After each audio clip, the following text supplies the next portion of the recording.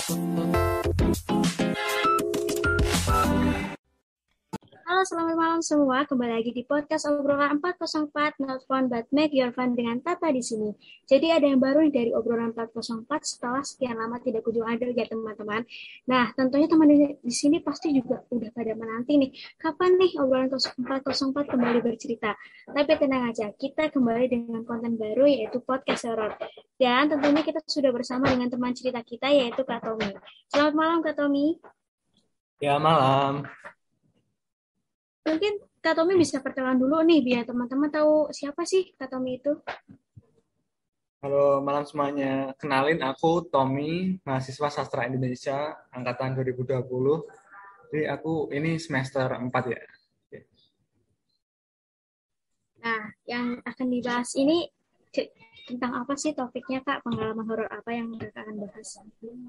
Jadi aku itu punya pengalaman horor di kos. Jadi itu judul cerita ini itu berjudul Kos 13. Oke, jadi yang akan dibahas ini adalah tentang kos-kosan ya Kak ya. Mungkin agak sedikit relate atau cukup relate dengan mayoritas pendengar kita, yaitu anak kuliahan dan juga para remaja-remaja yang baru akan menjadi anak kuliahan. Nah, mungkin tanpa berlama-lama lagi, Kak Tommy bisa langsung cerita nih ke teman-teman tentang pengalaman horor yang dialami Kak Tommy. Silakan Kak. Oke, terima kasih waktunya, Tak.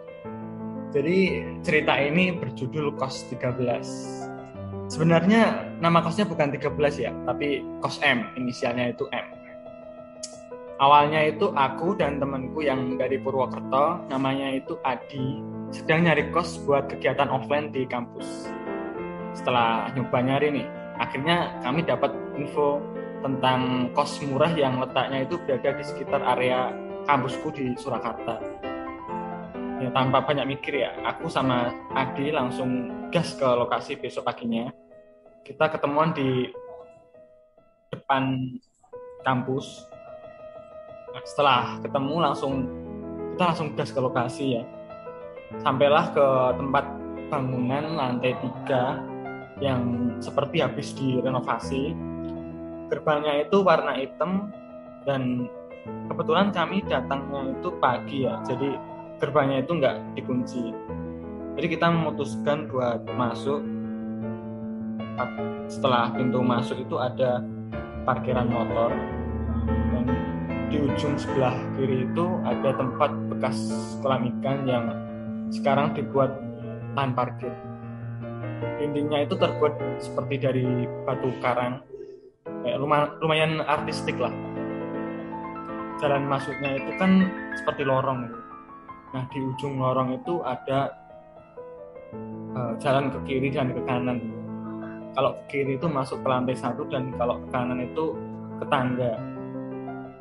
Nah, kita kan kami kan baru awal tuh masuk di situ, baru penghuni baru. Ya, jadi kami memutuskan buat cek tempat itu dulu. Nah, sebenarnya di lantai 1 itu seperti kosan biasa, nggak ada sesuatu yang menarik lah di situ, kecuali di situ ada cermin ya, di situ terbuat dari kayu, ukiran kayu gitu. Kalau orang lain lihat itu pasti nganggapnya cermin itu seperti cermin yang kuno gitu, nggak pernah diurus itu.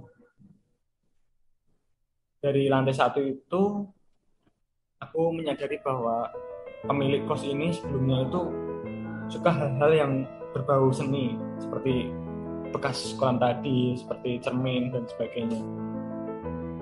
Akhirnya setelah kami cek, kami naik ke atas. Kamarku itu kan ada di lantai 3, nomor 2, di paling ujung setelah balkon. Jadi ada balkon, terus kamar orang lain, itu baru kamarku gitu. Kegiatan awal orang di kos ya seperti biasa lah, bersih-bersih, nyapu, terus menyapa tetangga dan ya sebagainya lah. Pas itu aku dapat kenalan kamar sebelah pas itu namanya Mas Hendra. Jadi sebulan, 2 bulan, 3 bulan di kos itu nggak ada kejadian yang gimana-gimana sih. sampai di bulan yang ketiga itu ada peristiwa yang lumayan aneh.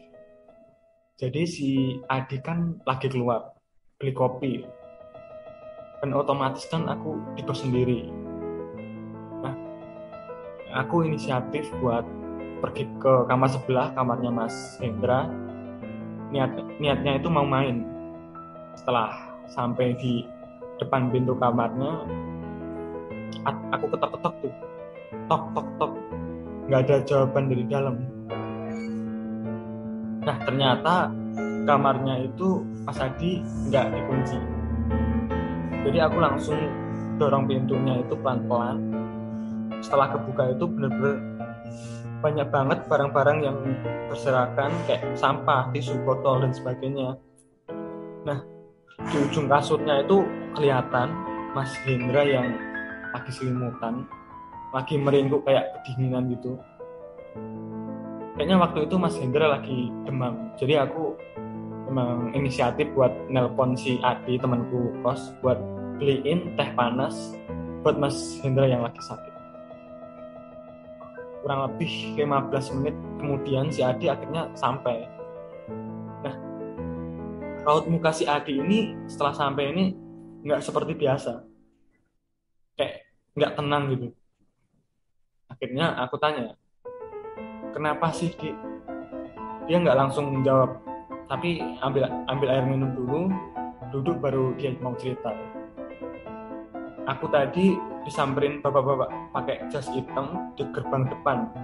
Umurnya itu 40 tahunan itulah. Dia itu lagi nelpon orang tapi nggak diangkat-angkat, lalu dia nanya ke aku, Mas, apa benar ini kos M? Lalu si Adi jawab, iya Pak, kenapa? Lalu bapaknya itu tanya lagi, Mas Dimas, kamar nomor 13 di kos ada nggak ya?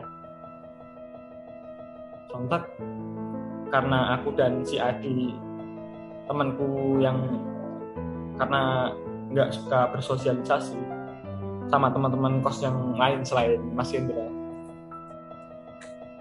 akhirnya dia cuma bilang, nggak tahu Pak. Lalu si Adi naik ke atas, sembari dia berjalan itu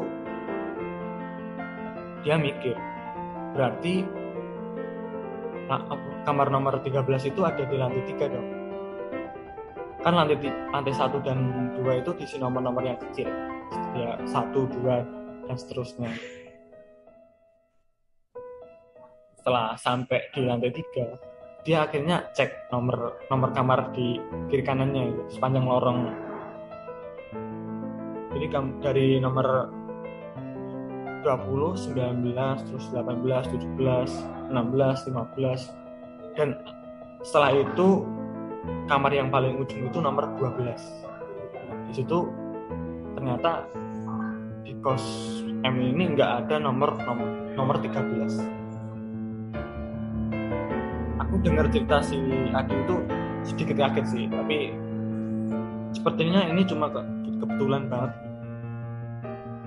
Habis itu si Adi duduk di balkon sambil minum kopinya yang habis dibeli tadi. Setelah dia lihat ke bawah di lantai gerbang depan, ternyata bapak-bapak berjasnya itu masih nunggu di sana. Ya, karena si Adi ini orangnya bodo amat, jadi ya udahlah ya. Nah, di hari yang sama, malamnya itu pukul jam 10 malam, itu si Adi lagi keluar cari makan. Pas itu ada yang ketok kamarku jam 10 malam. Setelah aku cek, ternyata itu Mas Hendra. Dia bilang gini, Tom, Mami, aku malam ini tidur di kamarmu ya. Raut muka pas ngomong gitu tuh kayak lemes, entah kenapa. Pas tak tanyain, dia itu menjawab, nggak apa-apa doang gitu. Nah, beberapa menit kemudian si Adi itu datang, ternyata dia bawa cerita yang ganjil lagi. Dia ngomong kalau barusan sebelum naik di gerbang depan ada ayam mati warna hitam yang matinya itu bukan karena ketabrak. Biasanya kalau ayam ketabrak itu pasti darahnya berserakan. Nah itu benar-benar nggak ada bekas darah di jalan itu. Lagian ayam siapa ya yang malam-malam keliaran di jalan?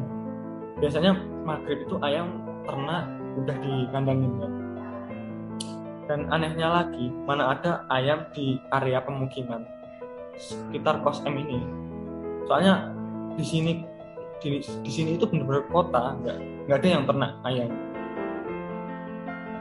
Dan selain semua itu, aku pernah dengar sih kalau ayam hitam itu biasanya digunakan untuk ritual hitam yang enggak lah. Dan keesokan harinya setelah dicek di lokasi yang tadi, yang ayam mati tadi, nggak ada bekas apapun di situ. Cukup mengganggu pikiran teman-teman nih yang ada di kos tersebut. Banyak juga ini ternyata sebuah kebetulan atau malah sebuah kesengajaan ya. Kita nggak ada yang tahu. Nah, terima kasih Kak Tommy sudah menjadi teman cerita untuk podcast obrolan podcast apa, dan terima kasih untuk teman-teman yang sudah mendengarkan. Kembali lagi untuk pekan selanjutnya di 401.